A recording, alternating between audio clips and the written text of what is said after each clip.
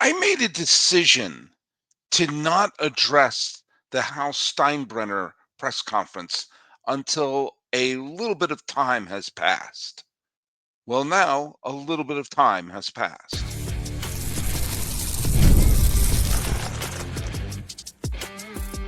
You are Locked On MLB, your daily MLB podcast, part of the Locked On Podcast Network, your team every day. Hello, baseball fans, and welcome to Locked On MLB, part of the Locked On Podcast Network, now the number one sports podcasting network. I'm your host, Paul Francis Sullivan. Please call me Sully. Follow us at Locked On MLB Pods on Twitter, or whatever they're calling it these days, and on Instagram. I am your pal Sully. I'm at Sully Baseball Podcast on Instagram, but the best way to get a hold of us is right here on the YouTube, and post your comments and have that little hashtag every day Sully. It helps us find your comments. And today's episode is brought to you by our good friends over at FanDuel. Right now, new customers can bet just $5. And if your bet wins, you get $300 in bonus bets to use across the app. Download the app today. And let's do the trivia question before we get on with it. The trivia question was a simple one, but a bunch of you got it wrong. What was the last Major League Baseball team Bo Jackson played for? And Jackson Van Hooser was one of the ones who got right. He played for the California Angels in 1994, a year after his lone postseason appearance, which was with the 1993 Chicago White Sox. He found himself with the Angels, and then the strike hit, and we never saw Bo again. Well, I mean, he didn't pass away, but he's one of the great uh, fun figures in sports. Made his final appearance just before the strike. And that leads us to today's topic here, which, of course, there is the threat and looming threat of a lockout that is forming like a nasty cloud over the horizon. And last week, House Time wasn't really a press conference, but he was talking to the media. It was like a Zoom thing he was doing. It wasn't like, the big podium thing they used to do with the president. But someone asked him about the profitability of the New York Yankees with the obvious assumption that the New York Yankees, the most famous brand in Major League Baseball, and a team that plays in New York and has a high payroll and has very expensive tickets and their own television networks and yada yada yada, that the Steinbrenner family, who bought the was part of the group that bought the New York Yankees for, yes, some people it's 10 million, other people it's 8 million. It'll for roughly the amount of a decent second baseman today. They bought the team. George and the group bought the team, and eventually George bought out everyone else there. And the Steinbrenner family has inherited it, and there are other owners they have to answer to. But it's the assumption that the Yankees are profitable. They're profitable. And Hal made a comment that they're not as profitable as you would think, and you'd be surprised, and implied that they're not making the money that you think they are. Now, this got twisted and convoluted in the way that social media has a tendency to do. And I listened to the press conference, as I was seeing all these things saying, Hal Steinbrenner saying the Yankees are losing money and this and the other thing. And wasn't exactly what he said. So it's very easy to plaster things over, the internet and the press to make the points and to make Hal look silly and everything like that. And I made a thumbnail for this particular show that poked a little fun at Hal, but because I'm mad at him for a different reason. He was saying that they're not making as much money as you would think, and because of all of the things that they pay out for, not just the payroll of the players, but the keeping the quality of Yankee Stadium and having all the best, coaches and trainers and people working behind the scenes for the Yankees, and all that's coming in, and they have to pay millions of dollars to the city of New York for rent of the stadium and everything like that. And so he wasn't saying that the Yankees are going to suddenly strip mine the payroll. They're probably still going to be the highest paid team in the American League. They were last year, and they're probably going to be coming up in 2026. The Yankees are going to be a high payroll team, and they're going to be there's no doubt they're going to be a competitive team next year. I'm not expecting Garrett Cole to come back and be Cy Young caliber Garrett Cole, but if he could come back and be any semblance of Cole and join Fried, join Rodón, and Schlittler isn't just a one-hit wonder. And there have been one-hit wonders. There have been people who have been really, really outstanding in the postseason who don't quite get up to that level again. I'm looking at you, Michael Wacha, who has had a fine career, but it hasn't been the a superstar that he looked like he was when he shot onto the scene during the 2013 postseason. Um, but there's something else about what he said and the way it was being portrayed that I think is getting under my skin because it strikes me as propaganda, and it also strikes me as Hal knows what he's doing. Hal is not as dumb as some people like to think he is, but what he was planting a seed like the movie Inception, that the Yankees are not as profitable as you would think. And with a looming storm of a lockout out there, that Hal is putting in something that people will not research that much, but they'll have a memory. Wait a minute, didn't he say the Yankees aren't making as much money as they? Wait, maybe a lockout is necessary. Maybe they do need a salary cap and everything like that. We know that according to Forbes, the Yankees' revenue in 2024, which is probably going to be in the ballpark of what it was in 2025. According to Forbes, it was 700, nearly $730 million. According to CNBC, it was closer to 700.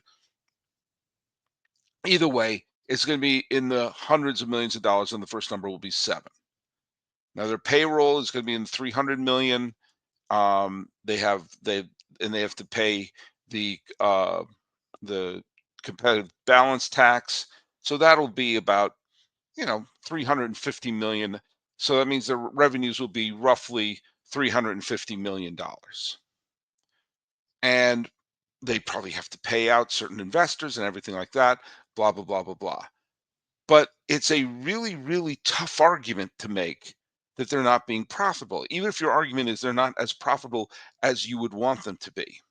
And the thing that's making me angry is that he's playing along to build a narrative, and the narrative is to cover the owner's butts.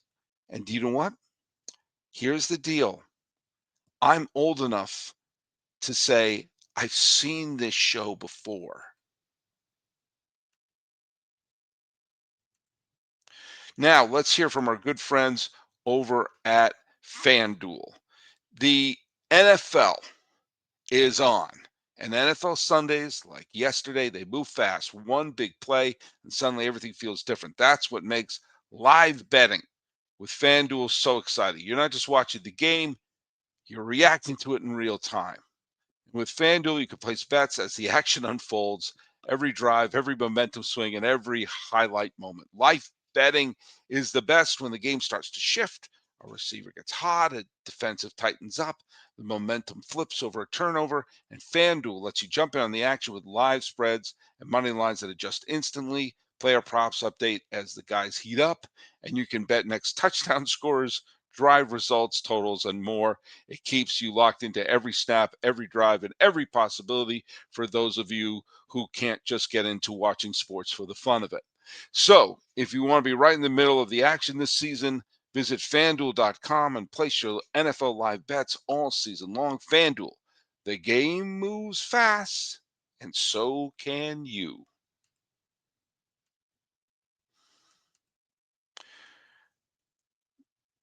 I have said over and over again the notion of a work stoppage in Major League Baseball is not only idiotic, it's incredibly irresponsible.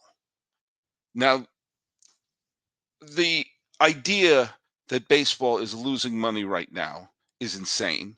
Revenues are skyrocketing. And if you've created a business model where a team like the Yankees can't make money, well, then the business model is broken. And if you're claiming the Yankees aren't being profitable, you just have to do one thing. Ken Rosenthal said the same thing in an interview. Same thing we've been saying for years and years and years. Open the books and prove it. Prove it. Show us. Show us, and then we'll make adjustments. And the Yankees are not one of the two teams that the rest of Major League Baseball is mad at. I've said this before, and I've said it again, and I'll make this point again. The labor dispute that is about to happen and could potentially destroy Major League Baseball has nothing to do with players versus owners. It has to do with 28 owners versus two owners. Now, it used to be one of the two teams that was spending all the money and breaking all the rules were the New York Yankees, especially when George Steinbrenner ran the team. Now, the rewriting of history regarding George Steinbrenner, I find absolutely amusing because I'm also old enough to remember the George must go chants when he controlled the team at the peak of his control. He ran the team into the ground in terms of the quality of players he kept on the team and his impulsiveness. His desire to win, win, win destroyed the 1980s for the Yankees as they gave up on Hall of Famers and MVPs left and right. Hal Steinbrenner may not have his father's anger and impulsiveness, but that's not the worst thing in the world. The Yankees remain a contender and the highest paid team in the American League. It makes me laugh a little bit when I hear Yankee fans complain about Hal and his inability to uh, be aggressive when he has the best payroll in the American League. It's more of a question about how Brian Cashman spends that money, but that's a whole different story.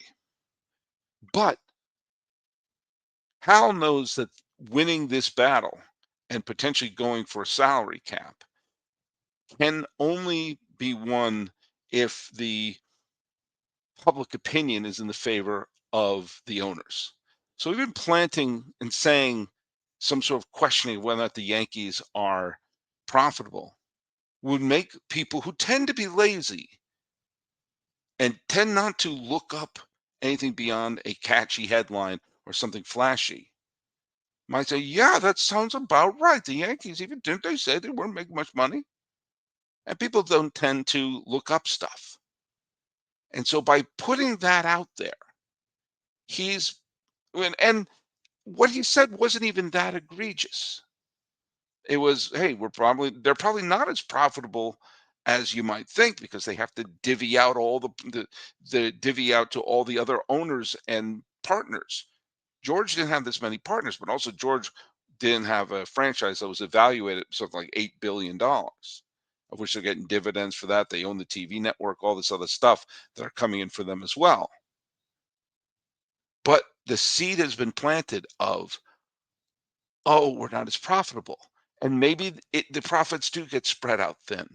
It's kind of like in these movies where it makes like a Superman comes out this last summer and it makes hundreds and hundreds and hundreds of millions of dollars. And then we keep going, ooh, it was financially disappointing.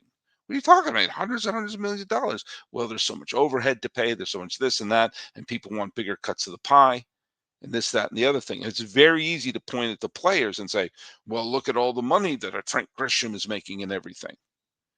Planting that in there to win the battle of public opinion. There is a better chance that I will direct the next Superman movie than there is a salary cap being implemented in Major League Baseball. The chances of me directing the next Superman movie is really, really small. The chances of a salary cap being implemented is zero. It's not small. It's not unlikely. It's not a long shot. It's zero. It is not going to happen. They can appeal it to the Supreme Court like they did before. Salary caps are collectively bargained for, and the union won't do it. And if the owners want to shut down the 2027 season and the 2028 season, which I don't believe they will, and I'll get to why in a later episode. For a salary cap, they might as well put a bazooka to their foot and fire away. It's not going to happen. The players have already given up a lot.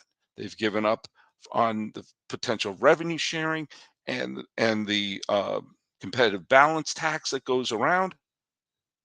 And I think the real problem is the teams that get that money and don't spend it. I've said this before, I said it again.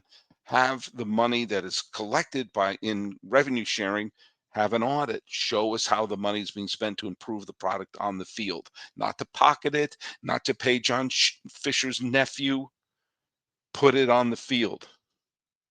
That's the purpose of it. Now, Hal is putting this out there so we can have that little bit of propaganda and he can show the other owners, I'm on board with you guys. I am. I don't trust owners. Look at this book here. I bring up this book a lot. It's called Lords of the Realm. It's by John Hellier. I can't recommend this book enough, especially if you want to understand why baseball is the way it is behind the scenes. This book is not about play on the field. This book is not about great catches and fabulous no-hitters. This is about all the behind the scenes stuff going all the way back to the 19th century. And this particular edition goes up to the 1994 baseball players strike. There's a lot to learn since, but we haven't had an extended work stoppage since then. We had the lockout in 2022, but in the end, we got a 162 game season. So we haven't lost a full season since the lockout of the 1995 spring training. And we've learned something that's happened along the way. The owners don't tend to be honest.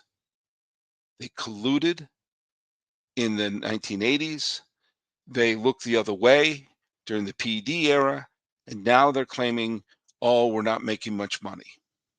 This is all easily provable if you open the books.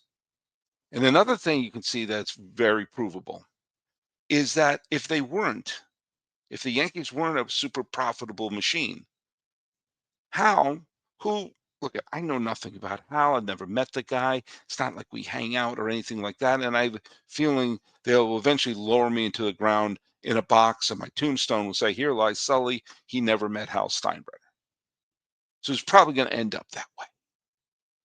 But Hal isn't the crazed person who wants to win at all costs the way his dad was.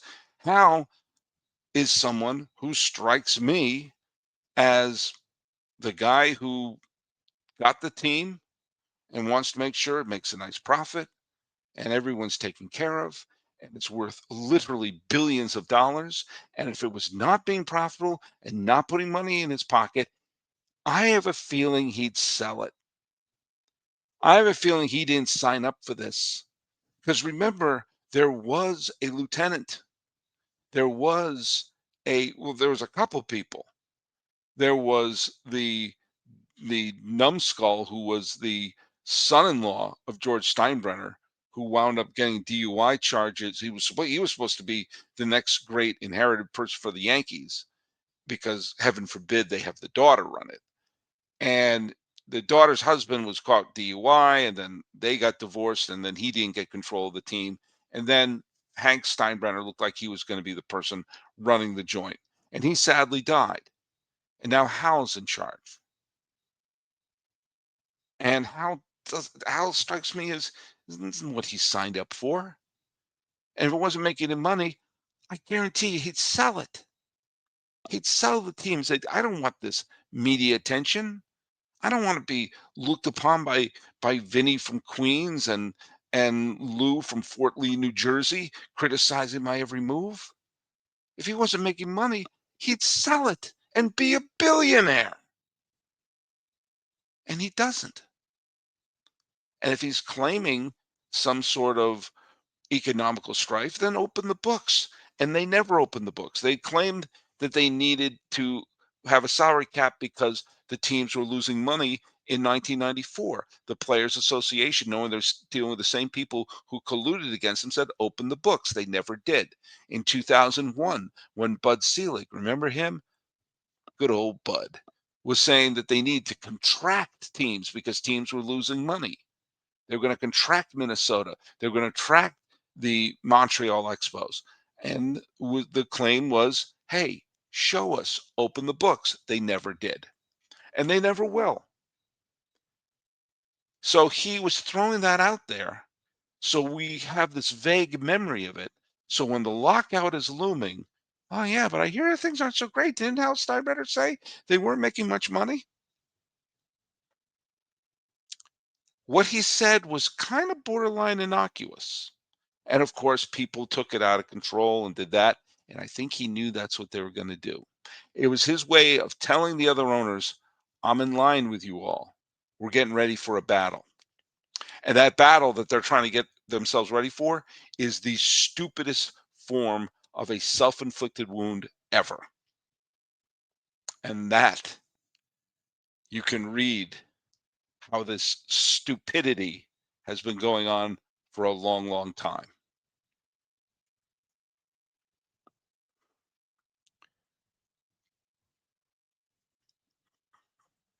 Hey, thanks so much for making Locked On MLB your first listen of the day. And thanks for making the Locked On Podcast Network the #1 sports podcasting network. Hey, let's just, you know, finish my sermon there. Let's go through a couple of the viewer responses to some things. First of all, I got another response from Robert Zambrana N5R, who thought I was boring. Now he says, you are so confusing, terrible show. So I'm sure you're going to enjoy this one, Robert. And once again, thanks for the listen. Kenneth, DC99X, asked me if the Cubs fell out of the National League Central. And I believe this was talking an episode I did a few days ago where I was talking, I believe it was when I was talking about the Brewers. And I was talking about how no, I think it was about the Sonny Gray episode. I think is what it was, and that the Cardinals are rebuilding. That's great news for the Brewers. I think I mentioned the Cardinals are rebuilding, and the Reds are a playoff team. We'll see what they're doing. The Pirates need to put a team around Paul Skeens, and I think I forgot in my haste. I forgot to mention the Cubs. Yes, the Cubs are still there, and the Cubs are still going to be a contender. We'll see how much money they spend and see what they do about Tucker. Sean Levy, 2965. Had some words for me. He said, did I miss something? You said that the Jays are keeping pace with the Yankees. Jays were in first in the league and handled the Yankees easily in the playoffs. Yes. Yes, they did finish with the best record, tied with the Yankees. And yes, they did beat the Yankees and handily in the regular season and took care of them pretty quickly in the postseason as well. But the Yankees going into the season looked like they were going to have, especially if Garrett Cole comes back, a superior starting rotation. Now, if Yasevich is, like Cam Schlittler, if he proves he's not just a flash in the pan, if he shows that he is the real deal, and they do have some other solid pitchers in their rotation, and bringing in Cease looks like I think will be a smart move. But I still think on paper, if Cole is back and is any semblance of who he was before, I think the Yankees have a superior starting rotation. So bringing in Cease means they keep pace with them. Because remember, if the Blue Jays lost one more game along the way, you would completely understand what I meant because the Yankees would have been the division champion. So, I mean, maybe I didn't have the best phrasing of that, but the sentiment was there. I talked about how I like the Red Sox adding Sonny Gray, especially to the rotate with Crochet in the rotation. They have an ace, and I think having a solid major league pitcher in your rotation is always a good thing. And J.H. Berg 17 says nothing like adding an old mediocre pitcher like Gray. Wow. Didn't say he was a Cy Young candidate, but I think having a major league pitcher, even a good one, I think he's good. I don't think he's great. I think he's had some all-star seasons, but having a pitcher who can go 6 some odd innings a start and give you a shot to win, do you know what? I'll stand by that. Then let's see. Oh, this one was Marty 3888. He wrote a bunch of stuff, and I kind of clipped it just so it can fit in here. Thanks for saying the rule of the runner on second base is stupid. Maybe if enough people say it, they'll get rid of it. I hope so. I hope so. This is something to get rid of in the next collective bargaining agreement. It's ridiculous. And I understand why they did it initially. I do. Because it was the COVID year. They couldn't have those games go extra long. I still think that I would have a tie after 12. But if you're going to do runner on second, have it be after the 12th inning. Because we saw in this postseason how thrilling it is to have a real extra inning game, not this sort of miniature golf nonsense. But yeah, let's all bang the drum on that, because in this world, the most important issue we have to solve is the runner on second base. And last one I'm going to read here is from Tim G6125. This talking about the episode when I was making my free agent prediction. Said, I agree with all your predictions until you got to Murakami. Murakami is the third baseman, the slugging third baseman coming over from Japan. I don't think he fits on the Dodgers. They don't need a third baseman because they have Max Muncy, who they just resigned. Here's where I'm going to take you to task on that. First of all, if you can get an all-star third baseman, then I think that it's no small task to replace Max Muncy. But one of the reasons to have a Max Muncy is his versatility, is the fact that he can play third base, he can play second base, he can play the outfield. He can put him at first base. You know, when Freddie Freeman was hurt at the end of the NLCS in 2024, it was Muncy who was playing at first. The fact he can play all over the map, along with Kiki Hernandez, and now they brought back Justin Turner, who could also play over the map, it gives him flexibility there. It gives him absolute flexibility. And we have all noticed when you have a veteran team, if you have someone who can play all over the diamond, that's not the worst thing in the world. And if Murakami comes, you put him at third. And if he needs a day off or things aren't working, you can slide Muncy back in there. The versatility of Muncy, now returning with Justin Turner, and Kike Hernandez, guess what? That's a positive. If you wonder when they're going to play, wait. Just wait. A spot will open up. A place to play will open up. You know, I've never heard a team say, we have too much depth. No, it's not. It's not going to happen. So there you go. Hopefully we get some big news of some big signings or something like that tomorrow. But I almost did a show when Hal did that press conference, and I wanted to not be one of the people jumping into the fray and saying the first thing that came to mind. Instead, I said the 10th thing that came to mind. And that was, he said that as a wink, wink to the other owners to say, all right, I'm in line with you. I'm in line with you for this fight. And he put that thing out there in the ether for the court of public opinion to have that little chestnut that they kind of vaguely remembered, and knowing fully well no one's going to do the research to look up what he actually said. So bring us to today's trivia question, which is, what franchise is the only one to never have a home run champion? You have 30 franchises in Major League Baseball, and 29 of them have had at least one time a player lead the league in home runs, with one exception. That's for tomorrow. So follow us at Locked On MLB Pods on Twitter, or whatever they're calling it these days, and on Instagram. I'm your pal Sully at Sully Baseball Podcast on Instagram. And the best way to get us is right here on the YouTube channel. Talking about the Hal Steinbrenner inception moment and answering some of your questions along the way. This has been Locked On MLB, part of the Locked On Podcast Network, which is the #1 sports podcasting network. I am your host, Paul Francis Sullivan.